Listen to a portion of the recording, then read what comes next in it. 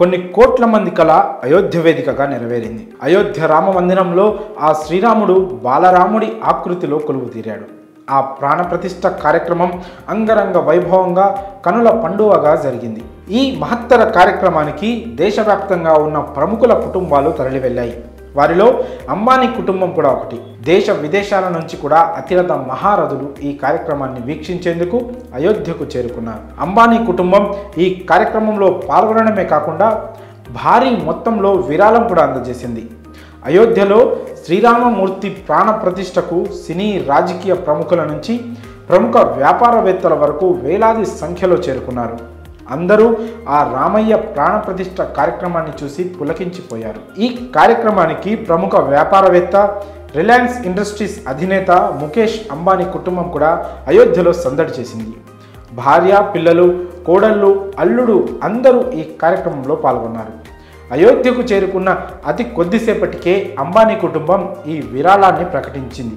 అయోధ్య రామమందిర నిర్మాణ బాధ్యతలు నిర్వర్తిస్తున్న రామజన్మభూమి తీర్థక్షేత్ర ట్రస్ట్ సభ్యులను కలిసి ముఖేష్ అంబానీ తన విరాళాన్ని అందజేశారు. అయోధ్య రామమందిరానికి ఆయన 2,51,00,000 రూపాయల భారీ విరాళాన్ని అందజేశారు. అందుకు సంబంధించిన చెక్కును ట్రస్ట్ సభ్యులకు ముఖేష్ అంబానీ అందజేశారు. అనంతరం ప్రాణప్రతిష్ఠ కార్యక్రమానికి హాజరవ్వడంపై ముఖేష్ అంబానీ కీలక వ్యాఖ్యలు చేశారు. ఈ చారిత్రాత్మక ఘట్టంలో పాలు పంచుకోవడం చాలా సంతోషంగా ఉందని, దేశంలో ఎక్కడ చూసినా జై శ్రీరామ్ నినాదాలే వినిపిస్తున్నాయని అన్నారు. ఇవాళే శ్రీరాముడు వచ్చాడని, దేశంలో జనవరి 22 రామ్ దీపావళి అవుతుందని, చరిత్రలో ఈరోజు ఖచ్చితంగా నిలిచిపోతుందని వ్యాఖ్యానించారు.